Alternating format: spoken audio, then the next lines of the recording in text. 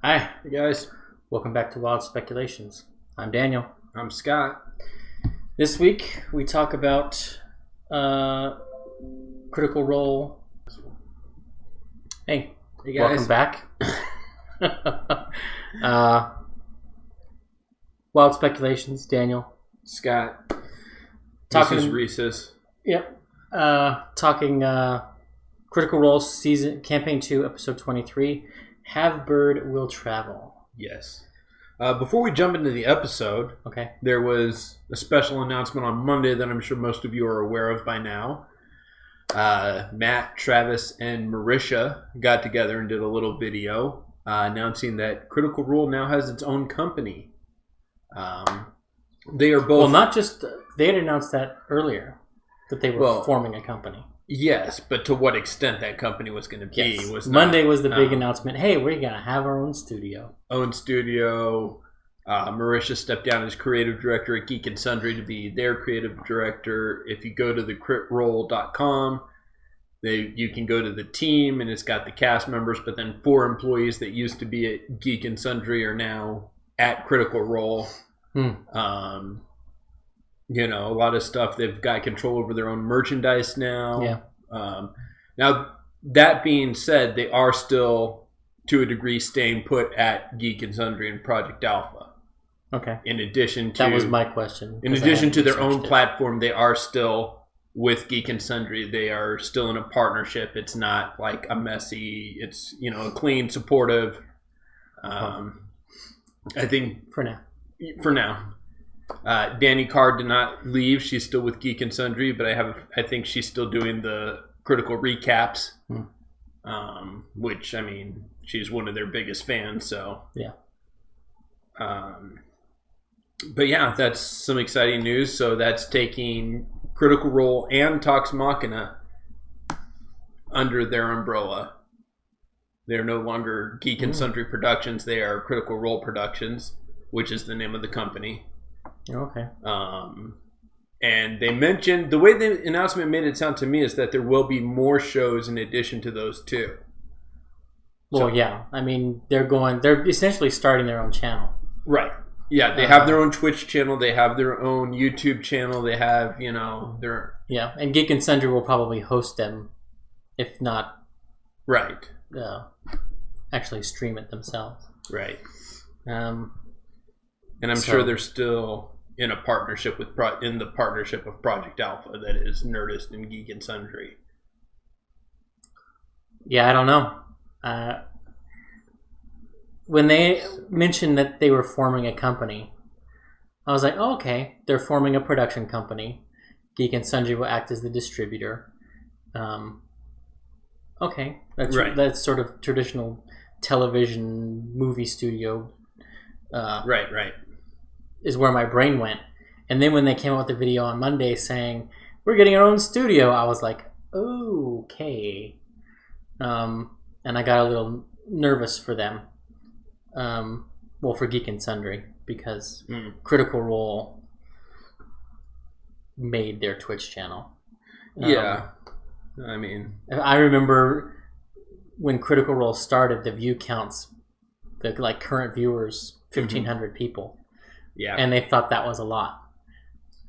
I'm mostly interested in what's going to happen to the other shows that the cast members are part of. Yeah, I was thinking about that today. Key Question, Gather Your Party, the Wednesday Club. Will they still be doing those? How long will they still be doing those? Yeah, I don't know. I think Geek and Sundry has a lot of their shows contracted through the summer. I think the summer is when they change up stuff. Right. And they ended Mothership. They ended Mothership, which didn't have any of them. Shield of Tomorrow is ending. Yes. No, it's already ended. I thought they were going through early July. No. It was like last week, I believe, they were announcing, hey, tonight's the last episode of Shield of Tomorrow. Okay. I misunderstood it. And, they were doing the finale last week. Yeah. So we'll see, Will Taliesin stay on Gather Your Party and Wednesday Club? Will they continue those shows without him? You know, there's 2 other hosts on Wednesday Club. Yeah. Matt Key and Amy Dallin. And then Gather Your Party has Erica Ishii as the other co-host. Yeah. She could just get a new co-host. Or Towson could stay, you know? Yeah. So yeah, interesting things afoot. And I joked with you, I was like, I think Matt Colville has something to do with this. And it wouldn't surprise me, you know. He had that Kickstarter. He's now got, you know, MCDM. Yep. That they're starting.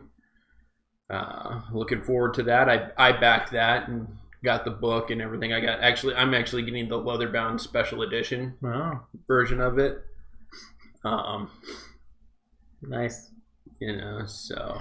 And they're playtesting it currently. Yeah. There's still a few parts he's writing, but most of it is done and he's playtesting. The second or third playtest module, I think, has come out already. Yeah. Something like that. Yeah. Yeah. But each of those are sections of rules, not the whole thing. Yeah. But yeah, it's so interesting things afoot. Yeah. So to the episode. Where do you want to start? I'm going to let you can take over which way we go this, because I got the one watch and I got really sick over the weekend. Yeah. And so I watched a few clips here and there, but I didn't get a full rewatch, so my notes are minimal. Yep. But you know, as always, one of us has something to say, and it sparks the other one, and we end up talking anyway. Exactly. So we decided to start with Jester tonight. And you said you didn't have a whole lot for Jester. No. I have a little bit, and I guess in fairness, some of it isn't necessarily exactly Jester. But right off the bat, Jester announces she has Sending. Yes. Because they got 5th level, 3rd level spell slots. 2 of them. So she's like, I can send a message to the gentleman. Mm-hmm. And they're like, well, and then they take their first ever real vote. Yes. Like roll call vote. Whether or not to go after the troll. And I think everyone was wanting them to go after the troll. And most of the party decided, yeah, that's what we're going to do. I love that she continues to begrudgingly heal people. Yeah. I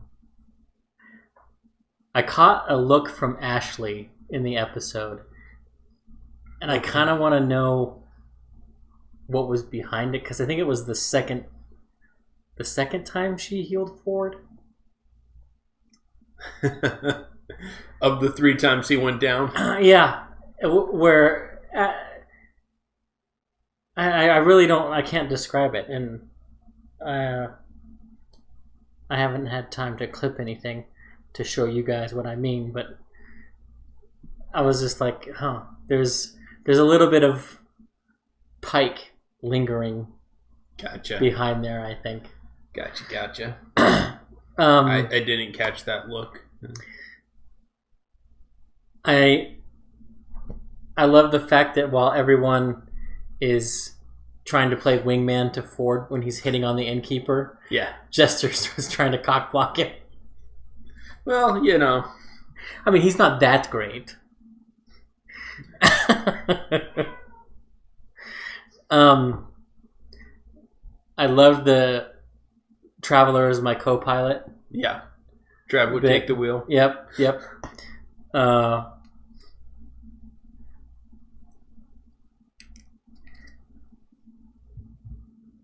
I laughed. Well, Thursday I laughed really hard, and on my rewatch, a little less, but it was still funny. In light of what's going on, and maybe that's why she made the comment with our current border policy. When she's asking the kid, she's trying to figure out if these people are trafficking children. Yeah. And I think it was. And I kind of laughed. The reason I laughed is because they're basically trafficking a child. They're trying to help a child find her parents. until they asked the gentleman for help with that. And across empire lines. Yep. And the gentleman helps them out with that. And we're right, and he's a slaver. Yeah, he is. I'm convinced of that. Yeah. So that just kind of made me laugh. I was like, oh, that's ironic. And then when they got attacked by the bandits, Jester's like, don't work for criminals. And then she kind of laughed, and a couple other people laughed, and she realized what she said. And she's like, well, if you're going to work for somebody, make sure they're rich and powerful. Yeah. I like that. The kind of backpedaling. Wait a minute, that's what we do.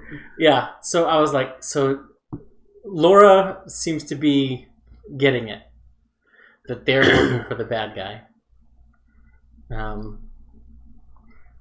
Which I thought was interesting. Yeah.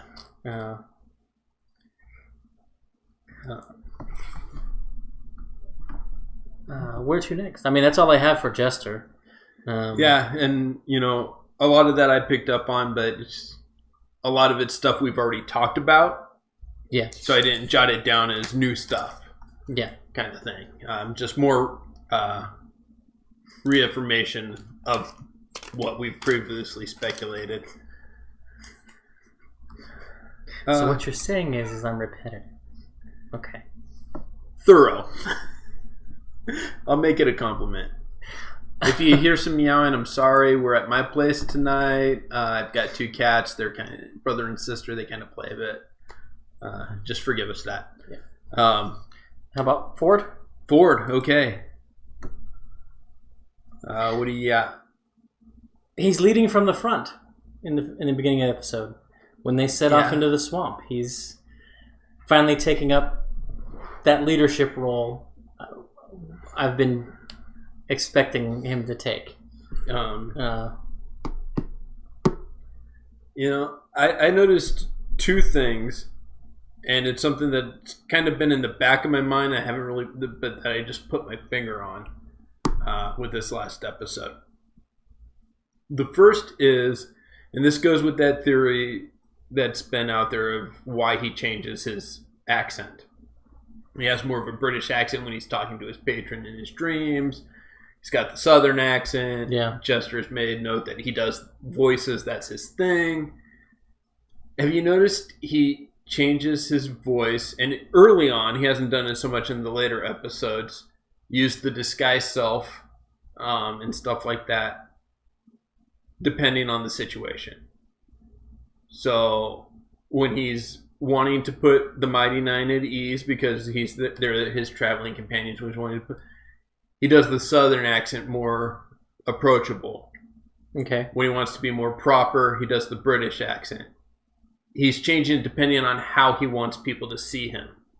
Yeah. Not so much different personas, but how he wants people to see him. Yeah, he's playing to his audience. And I noticed that. And I'd like to see him do more with this guy's self, unless he traded that out for something we don't know about. I don't think he hasn't used it in a while. That's the only reason I wonder. He hasn't needed to? Well, he used it on the road. Yeah, he did. So he was talking about doing it on the road. You're right. I was just worried. I was like, I hope he didn't do that, because that's a great invocation. It's one of the better ones in my opinion. Yeah, for sure. And then the other thing is, we have to go. It's this episode, and then we have to go back to. And we kind of talked about this beforehand when we were talking about Bo and Caleb, which we'll get to. Yeah. Ford has had conflict with 2 people in the party. Ford has had conflict with Knot when she tried to steal the letter. Ford has had conflict with Caleb when he tried to steal the scrolls. To the point he held a sword, threatened him. Travis has said on Talks that sometimes things just go left unsaid. He has no intention of bringing it up. Yep. Which brings us to the Bo Caleb thing, which I'm not going to get into. But the 2 people that have saved his life, you go back to the Manticore fight, Ford was going down if Knot hadn't killed that baby and took the And then the troll fight, if it hadn't been for Caleb's slow, Ford would have gone down because he would have gotten the death save. That thing, and they even meant, he's like, he was going to go all three of them, but he can't because of the slow. The two people that have saved his life are the two people he's had beef with. Yep. Which is funny. Which, I don't know. I wonder if he's realized that. Travis. Well, I hadn't until you mentioned it. I was like, oh, yeah, that's true. So, it'll be interesting to see how that plays out, if it ever gets addressed, if it gets realized. Yeah. Because he's perfectly fine with everybody else. But the two people who have saved his life, literally, are the two people he has an issue with. Well, it'll be interesting if they bring that up, if conflict ever comes up again. Yeah. And I can see not doing that. Oh, yeah. I can see Sam being like, hey, you know what? We're the two that have saved your life, and you're giving us shit. Yeah. Yeah. Those are the two things that really stood out to me about Fjord. Fjordy. Well, I had fun watching him hit on the innkeeper. I had fun watching Laura watch him hit on the innkeeper. I'm just going to say it how it is. That's true. But the big thing that happened in the episode from Ford's character growth perspective was him letting Molly in. Of him, Molly, let's go to our room. Waste Hunter Falchion. There's the gem that I absorbed. It's in the sword now. Yeah. I don't know what the hell this thing is. And it's kind of freaking me out. Yeah. And Molly rolled the natural 20. Mm-hmm. So Matt gave him essentially confirmation of our theory of who Ford's patron is. Yeah. The Kraken. Yeah. Because he says... I wrote... Let's see.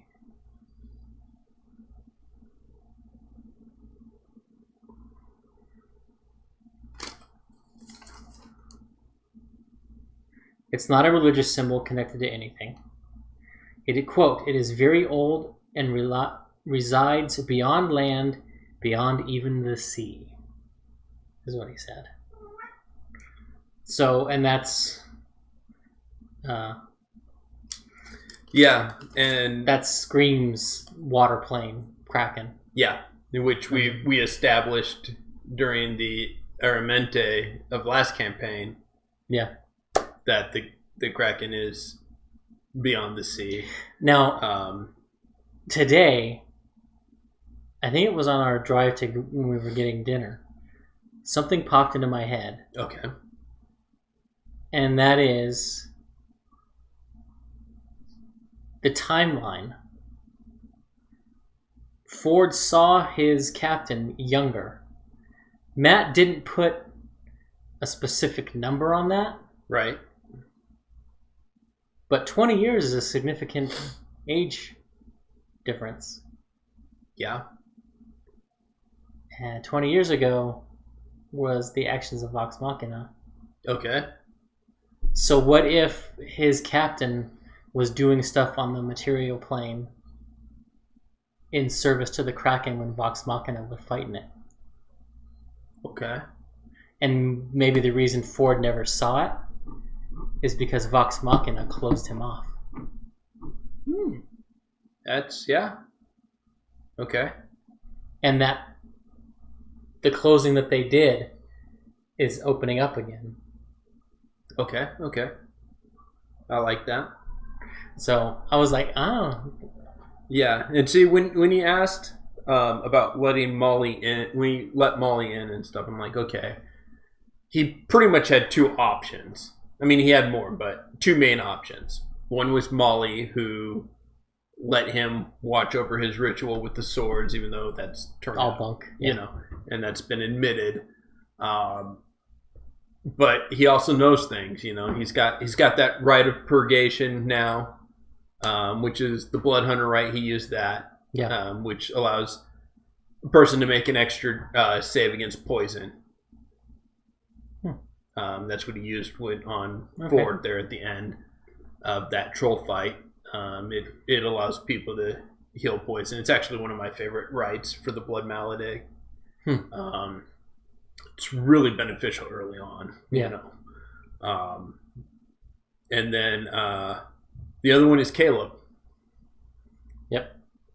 And I think given the past confrontation plus the confrontation with Bo, even though Bo and him made up, I think he's got trust issues with Caleb at the moment.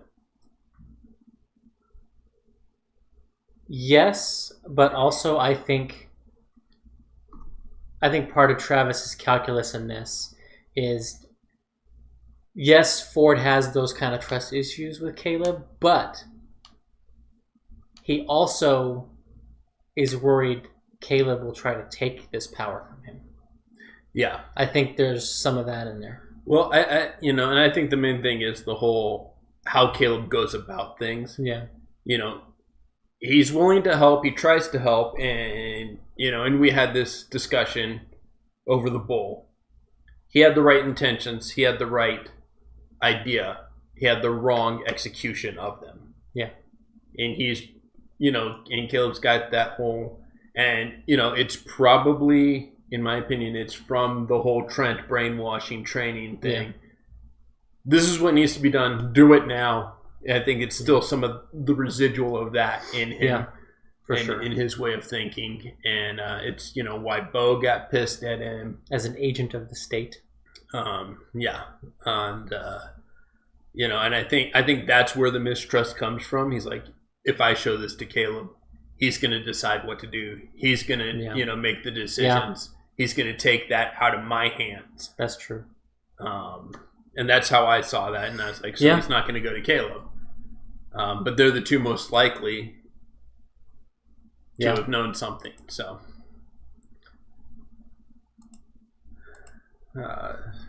you got anything else for Ford? No, that was really the big thing. That was like the Molly. He and Molly was the big thing for me in the episode, character growth wise. Yeah, for me too. We mentioned Bo, so let's go to her. All right.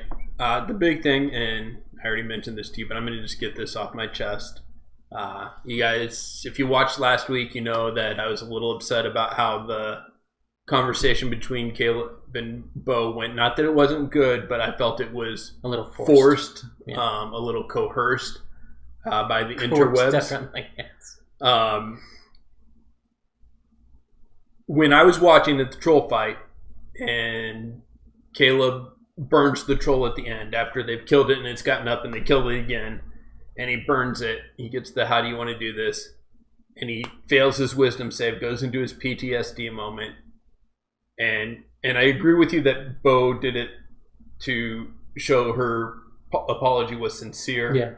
But before she even said, "I go over to Caleb," I was like, I said out loud, I stood up from my chair, from this couch right here, and I was like, that would have been the perfect time to do it naturally. She goes, she checks on him, she explains why she got upset. Yeah. They have a character growth moment.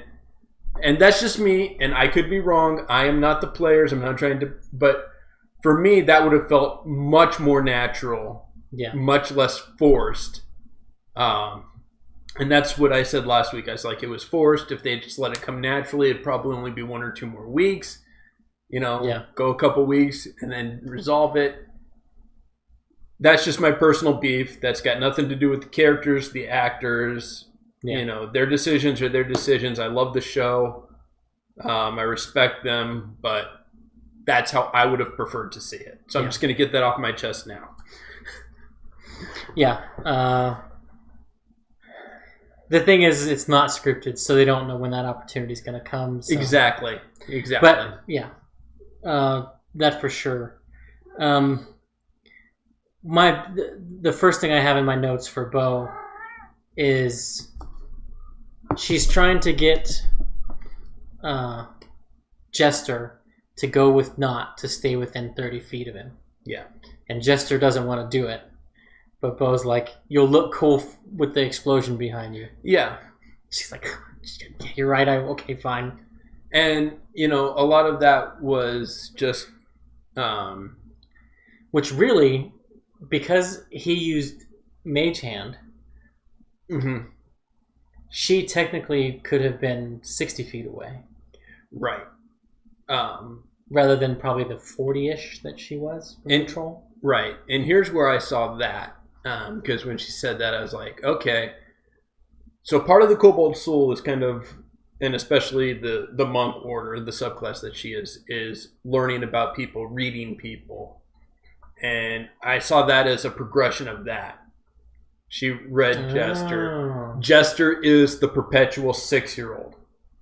You tell them they look cool, you can get them to do something you need them to do. Yeah, I hadn't thought about that. That's how I saw that progression play out. And I was like, okay, that's cool. That's, the growth of her subclass. That's her growing in that subclass. The reading of people, the, not so much manipulating, but, the knowing how to deal with people, whether it be social or combat. Yeah. And that's where I saw that personally. Yeah. Her looking after Caleb was great. Yes. And then the awkward flirting continues. Yeah. Even going so far as to copy the pickup line that didn't work. Yeah. I thought that was hilarious.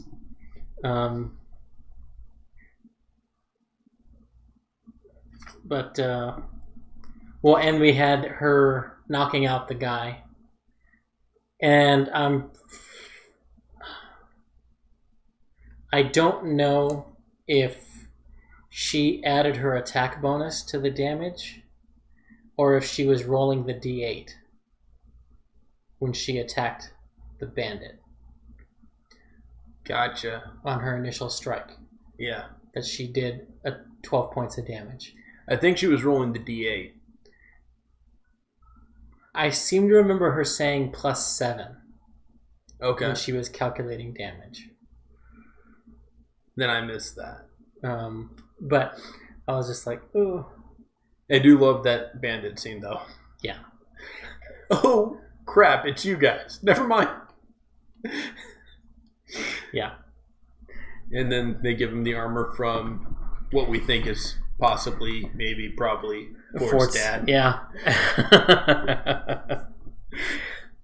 When we get to the story, I have some speculations on those guys. Okay.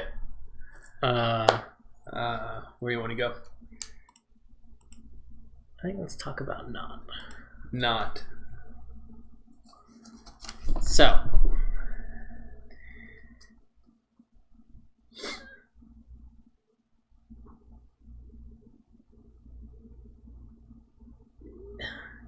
Not goes to blow up to go after the troll was her sort of thing week. From the last week. We've got a troll. Yeah.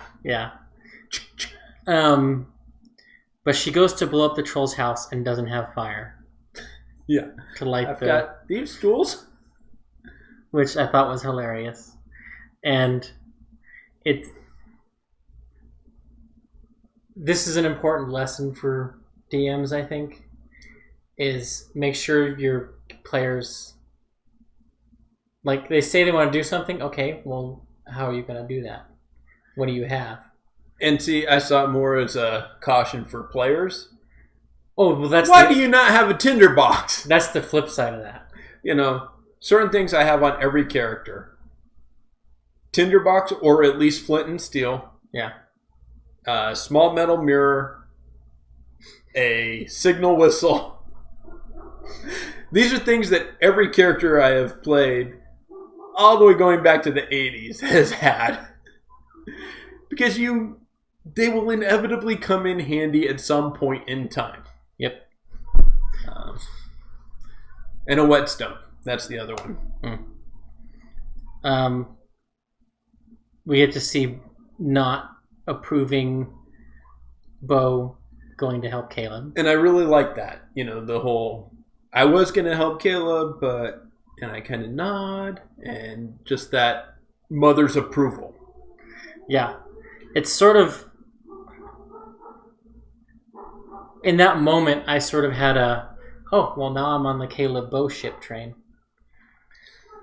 I mean, it's never going to happen, but... Like, that just... The dynamic that was there was interesting. I see Caleb and Bo being the Keyleth and Percy. Growing into that. And I know probably a lot of people see it as Bo and Ford developing that. But I think this is going to be something... I think Bo and Ford is more like Keyleth and Tiberius. Because Tiberius was always giving the advice, and whereas Keyleth and Percy saw each other more as peers. Yeah. 1 second, guys. Need some light. Okay. All right. Thanks for having patience. She finally gives Caleb the scroll. Yeah. And she's straight up says, I didn't give this to you because I was worried what the others would think. Yeah. And part of me wonders if what she's afraid they will think is that she stole it from Callie. Yeah.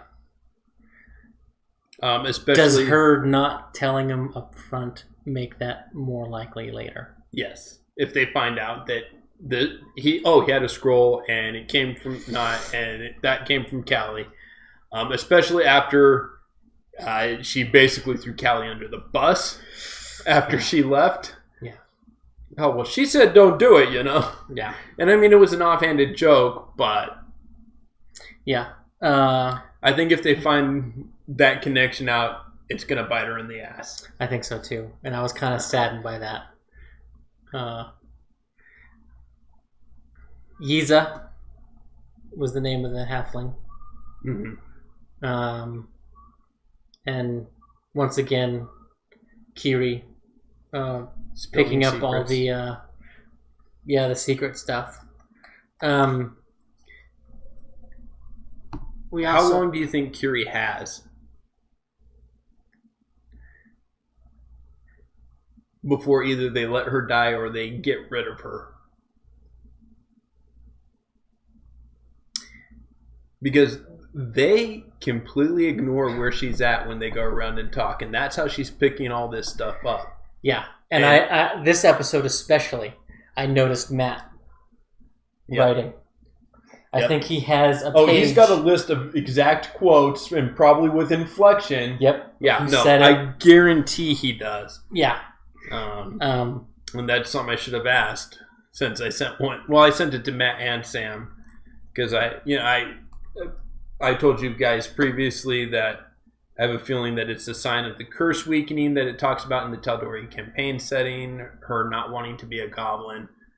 That's our difference. You think she was polymorphed? I think she was polymorphed. I think she's a sign of the curse weakening. And this weekend, I ran a one-shot.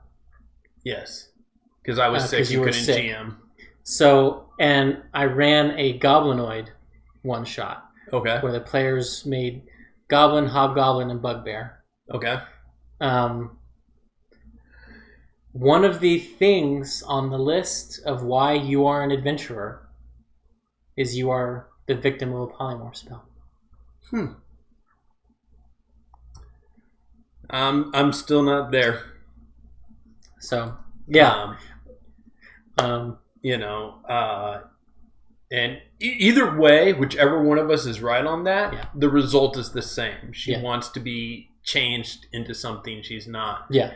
Now, true polymorph is definitely her goal. True polymorph is her goal. The thing is, if I'm right and it's the curse, does she try and get Jester powerful enough as a backup plan to remove curse and take that off? I don't think that would work.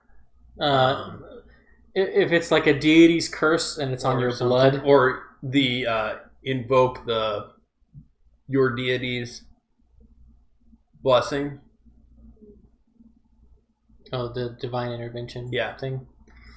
I mean, as a backup plan. Yeah. It's less likely to succeed, but it's a backup plan if it's a curse. Yeah. So. All right. I think Caleb next. Caleb.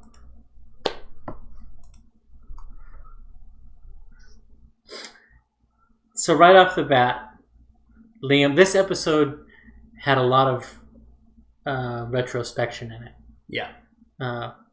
From Caleb talking about, you guys are hung up on like the ethics of blowing up this troll's house or robbing it and whatever. Right. We were going to send the High Richter to her death. Yeah. Which I love that. And we've been bouncing back and forth who's going to be the moral compass of the group. Ford, Molly, or Caleb. Right. And Caleb, I think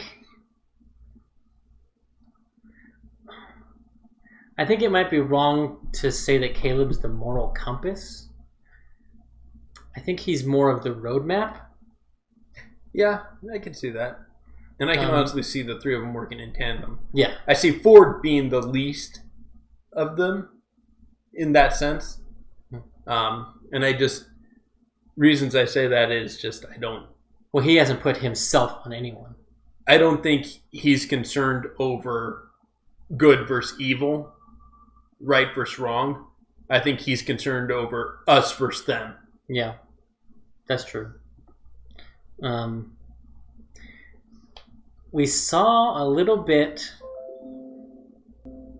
Hey, welcome back. So, like I was saying, we saw a little bit of what Sam became famous for last campaign. Right. In his choice of what spell to cast when. Mm-hmm. We saw a little bit of that with Caleb this time. Yeah. Where I think the only tactical mistake that he made was the magic missiles instead of Scorching Ray. Right.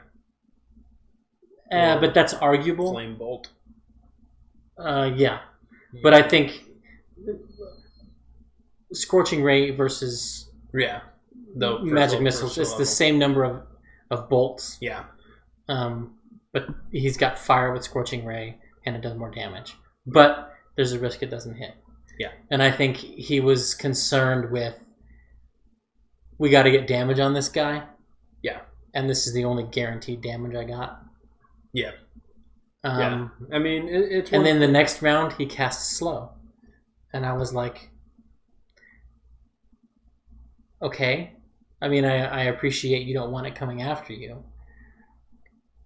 And then, as we said earlier in the episode, that saved Ford's life. Yeah. Because it took him from 3 attacks to 1 attack. He didn't have reactions. Yeah. So, I mean, they could have done that whole, what I keep saying that Molly needs with the mobile feed for, in and out. You're going to take damage when you hit him because you're right there. Yeah, but it allows you to get away so the ranged guys can hit without, and the other melee guys can hit without damaging everybody. Yeah. It minimizes the collateral damage. Exactly. Yeah.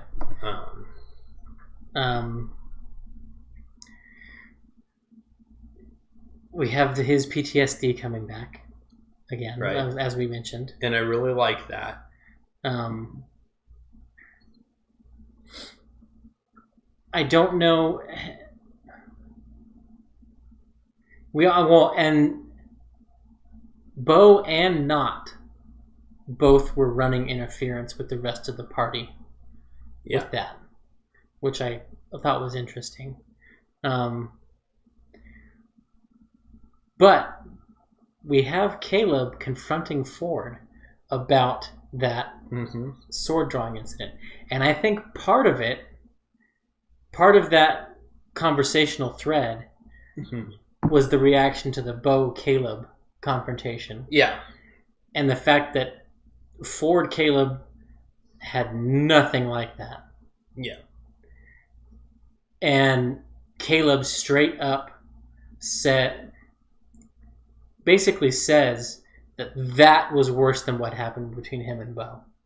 Yeah. Because I think Travis ended Bo up being defensive. Mm-hmm. Like, so Travis's meta awareness of the controversy online served to inform a defensiveness in his character. Yeah. By saying, well, you and Bo had that thing, and Kay was like, I'm not talking about just that. You held a sword to my throat. Yeah. She talked to me. She grabbed him, but she only talked to him. Yeah. He threatened him physically. Yeah. He said, I will end you if you take them. Yeah. You know, he threatened to end both him and Not in that scene. Yeah. And then Travis essentially got to double down saying, Ford's not going to apologize. Because he didn't. Yeah. There was a heavy silence. Mm-hmm. After he's like, you held a sword to my throat. Just boom, it was like a brick. Yep. And then with the awkward, well, okay then. And he walks away. Yeah. And I was just like, oh, okay. Which, yeah, I was very happy that Liam did that to show, hey, from Kayla's point of view, what Ford did was worse. Yeah.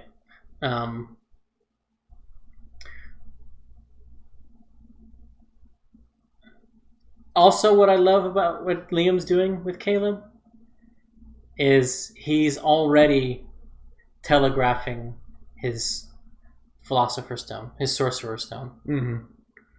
Even though he doesn't have the ability yet. Yep. Not for another level. Yeah. Which I kind of want to know if he talked to Matt about that. I think so. Real quick, I was going to save this for story, but since we're on Caleb and we talked about Bo with the Empire, them being the Empire kids. Well, no, never mind. I'm going to wait till we get to story stuff. Okay. But yeah, those are the major things I have for Caleb and his RP of next level's ability. Yeah, and that's spot on with what I had. Yeah. Let's see. Ooh. My blanket my mom made me. Sorry, guys. Let's see. Who do we got left? We've got Yasha and Molly. Yasha and Molly. The Carnies. Yep. Let's go with Molly. Molly. What do you I got one thing, but it's more of a campaign arcing, something that clicked in my head. So I'll let you go with any episode specific stuff first. Okay. The big thing for me, and it's sort of, and I think in some way it's Taliesin trying to needle Travis. Mm-hmm. When he doesn't, he's like, look, we can attack the troll, but I want a game plan. Right. I think he's trying to force Travis into stepping up. Yeah.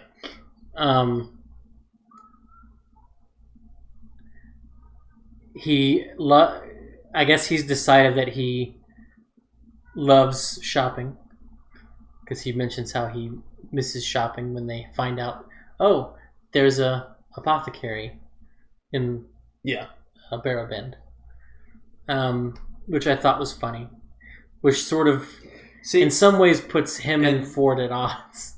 And see, I took that, and I think you're right, but I took that as a throwback to early last campaign, when they were all fed up with shopping because one individual decided to haggle all the time. Well, he pretty much hijacked a whole episode to shop over all these little things. Oh, yeah, when Orion. Yeah. Yeah. And I was wondering if it was a throwback to then, just to like kind of throw it out to, just kind of like an inside joke to the group.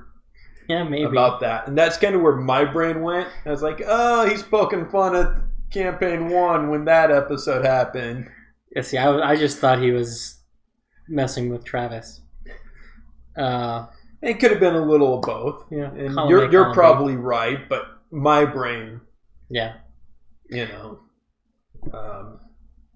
threw back to all the way back then. when he first got excited over the apothecary, and when he first asked the guy, "Do you have anything exciting?" or exciting might not have been the right word, right? But he was looking for special things. I was like, "More drugs, Molly? Really?" But he ended up not asking for drugs. Yeah. He got perfume instead, basically. Well, and, part of the Blood Hunter, a big part of the core of the Blood Hunter is alchemical stuff. Mm. You automatically get proficiency with alchemy. The whole thing is centered around you having taken an alchemical concoction that gave you your abilities, and especially the Ghost Slayer. Yeah. The Ghost Slayer and the Mutagen orders are the even more so. So do you think Taliesin has been... neglect might be too strong of a word, but avoiding the alchemy side so that they don't call him Percy as they continue to do? Well, Marisha continues to do. And Laura's burn. Well, maybe we all should, so you'll roll better. Yeah. I don't know if it's necessarily intentional for that reason. I think it's more... it's a brand new class. They had one guest star play one, but the Order of the Lycan last campaign. And I don't know that any of them have really looked at the Blood Hunter. I think, Travis and Laura have seen it a little bit because they played in the one-shot with Vin Diesel where it was initially created. Yeah. But I don't think any of them have really been... they may have looked over it and given, if Matt asked them for feedback while he was developing it. But I think he stuck to that more with Mike Merles and Jeremy Crawford because I know he talked to them as he was developing it as well. Yeah. So I think it's like a brand new class. Yeah. And the last thing I have in my notes is him casting Charm Person on Ford. Which I think kind of hurt Ford's feelings. I think he was offended. And Molly tried to be like, well, I don't know if you know. Like, if you are hiding anything. And Charm Person is a good way, I guess, to get around someone lying to you. But if it's important enough, we'll lie to our closest friends, lovers, family. Right. Yeah, there are things that you'd still lie to no matter how much you like the person. Yeah. If it's, that important. So if you know me, and I know you as well, I really like history. I really like mythology. I really like theology, which theology, mythology, we'll save that for a... that's not this isn't the forum for that discussion. We have 10 minutes left. Anyway, I started drawing some parallels, and I want to know, and I'm going to let you say this, and then I want your opinion on it. Okay. There are a lot of parallels between Mollymauk and Dionysus. Love of wine and food, to the extent of you can even drive people mad. Early depictions of Dionysus have horns.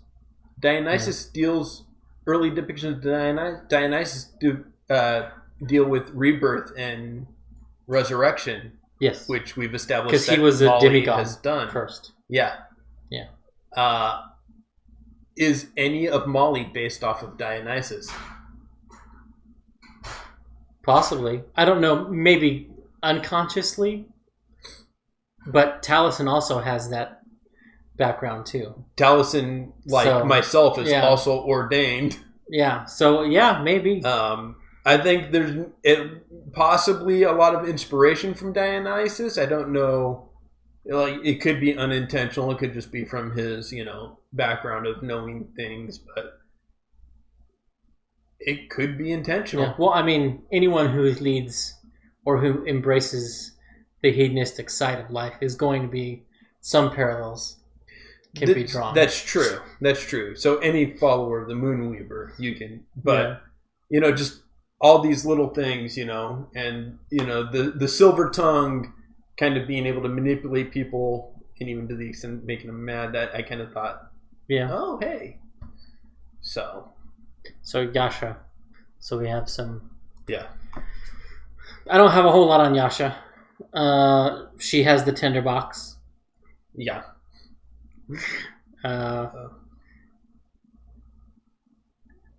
Once again, we see they need ranged options.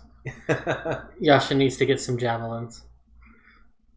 Javelins, longbow, anything. Yeah. She's proficient in simple and martial weapons. Yeah. As long as it's not a gun, she can use it. Yeah. She misses reading, she said. Yeah. Although, I don't know how much we can trust that statement, as it was said in frustration, trying to get what the title of that book was. Yeah. But we do know she has a book from Molly that she's using to press flowers. Yes. Big thing for Yasha in the future, though, when they mentioned going to Rexentrim, she said, Trent Ickathon is there. Mm-hmm. And Liam, I only caught it out of the corner of my eye, but you could kind of see him go. Yep. So I was like, does she actually want to talk to that guy? Yeah. Does she have a connection to him? And then they joke about her popping her necrotic shroud because she woke up, or she got woken up. Yeah. And in that goblin ogre fight, that's what she said. It's like, I just don't like getting woken up. Yeah.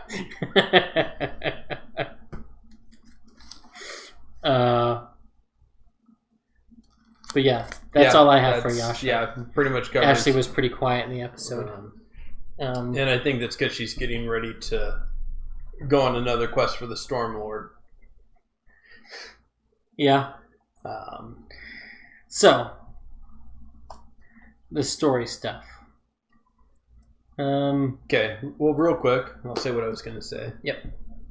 Upper Duke, work hard, play hard. Now, here's the thing. At first, that seemed like an offhand comment, like she was just making it up on the spot. But I don't think any of them would do something that would require Matt to change something that he's been working on. I think this is something that Matt may have said as, this is something Empire kids would have heard.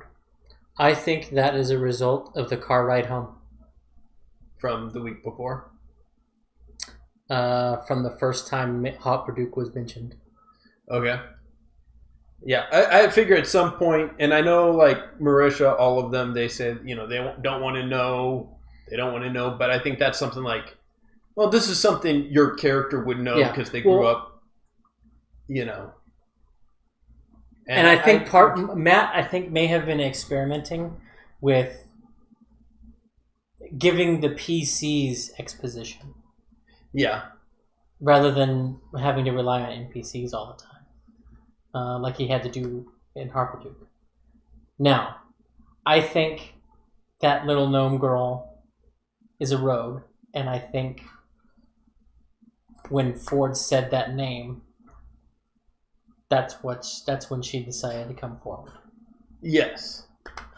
However, isn't that person, Olivia or Ophelia, not there? She's not there. She's in another place because they're just stopping there on the way. Yeah. Yeah, she's from where they're going. So that's why I was like, okay, is he throwing that out for a reaction? Did he mess up his notes? And I think he was just throwing out a name that may have influence because she's closer to there than anywhere else. Yeah. That's just, I was just kind of like, because I recognized the name and I knew, but I was like, wait, she's not there. But they talked about stopping there on the way to her. Did he like maybe conflate the notes, which they've been known to do. I've been known to do. Yeah, it happens from time to time. We're all human, but that's what I was like wondering. Yeah. Now that you say that about the little girl, yeah, maybe that makes sense. Oh, now because that's when she came out. Yeah. I had initially thought just she was watching Oh, if they didn't get the lift, let me go in. And, yeah. That will. I mean, either one of those would work. Yeah. Real wild, crazy out left field. Okay. The gentleman could be a warlock. Now, there is evidence against this. I know there is. Okay. But the question is begged: who was that orb getting shipped to or from? And the gentleman wanted research notes from the cavern that they cleared out, the tower. Okay. Learn. Yeah. So, Wilde, it just popped into my head. I was like, is he a warlock? The same patron.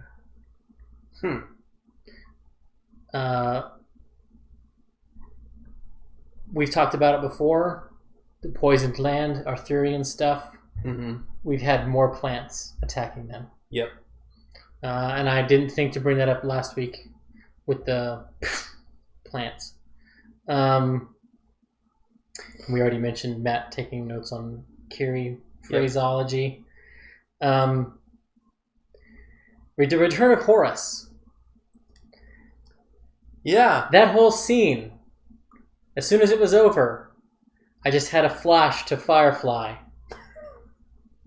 And Shindig's the name of the episode, when Mal's trying to get the cattle off the guy. Oh, yeah. And they're talking about jumping Badger's guys. Yeah. And they're like, oh, we need a distraction. And then River comes in, and then she leaves.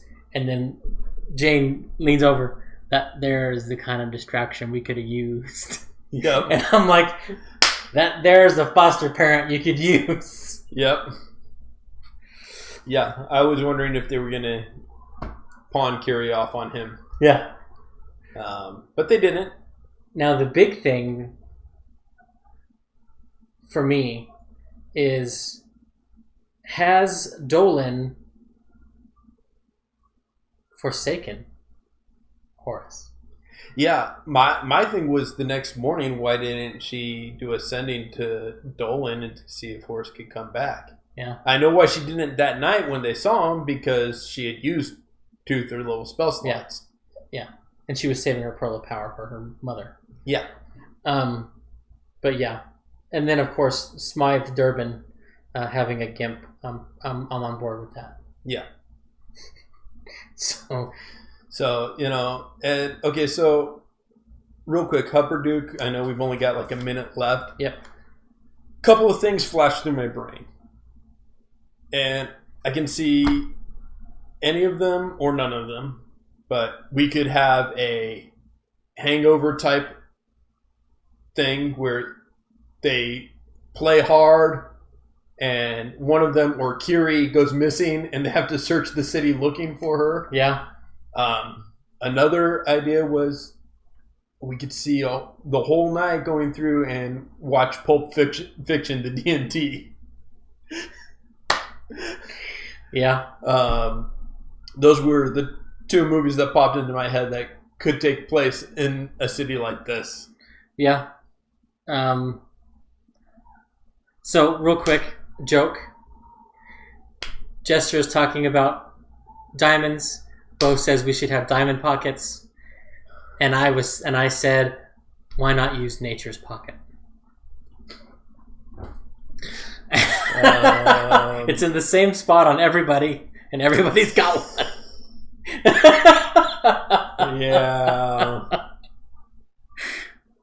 And then Molly is going to have those bandits armed, because he's basically their patron now. Because he gave them a couple hundred gold last time, I think. And now you get armor, and so.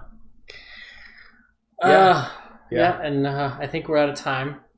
So, sorry about the interruptions this week. Sorry, guys. But we will see you next week. Thanks for sticking it out. Bye. Bye.